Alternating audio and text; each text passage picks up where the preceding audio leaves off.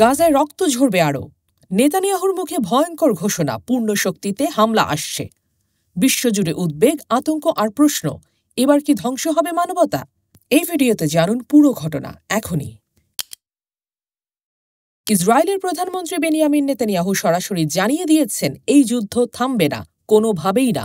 13 মে এক সরকারি বিবৃতিতে তিনি বলেন, গাজায় ইসরায়েলি বাহিনী প্রবেশ করবে পূর্ণ শক্তি নিয়ে, আর এই অভিযান থামবে কেবল তখনই যখন হামাস পুরোপুরি ধ্বংস হবে।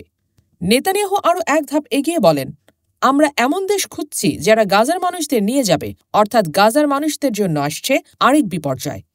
তাদের নিজেদের ঘর থেকে চিরতরে বিতাড়নের পরিকল্পনা চলছে। ইতোমধ্যে গঠিত হয়েছে একটি প্রশাসনিক কাঠামো যা গাজার বাসিন্দাদের বাইরে যাওয়ার অনুমতি দেবে। তবে তাদের গ্রহণ করবে কে? এই মুহূর্তে গাজায় বসবাস করছে প্রায় 21 লাখ মানুষ। জাতিসংঘ সমর্থিত সংস্থা আইপিসি জানিয়েছে তারা চরম খাদ্য সংকটে আছে। শব্দটা মনে রাখুন, দুর্ভিক্ষের মুখোমুখি।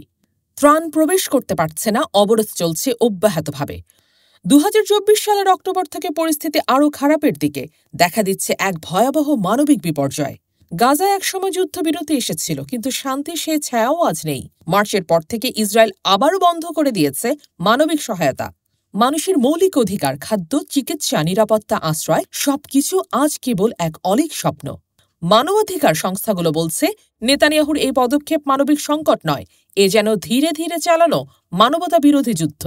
সত্যিই প্রশ্ন ওঠে, এই পৃথিবীতে কোথায় মানবতা? যখন শিশুরা না খেয়ে মরে আর বিশ্ব নেতারা চুপচাপ দেখে, তখন আর কোনো যুদ্ধ নয়, এ যেন একটা বিবেকের পরীক্ষা। নেতানিয়াহুর ঘোষণা কি গাজার শেষ পরিণতির ইঙ্গিত, নাকি বিশ্ব এখনও কিছু করতে পারে? আপনার মতামত জানান কমেন্ট বক্সে, শেয়ার করুন ভিডিওটি, আর এমন বাস্তব প্রতিবেদন প্রতিদিন পেতে সাবস্ক্রাইব করুন আমাদের চ্যানেল দেশ জগৎ।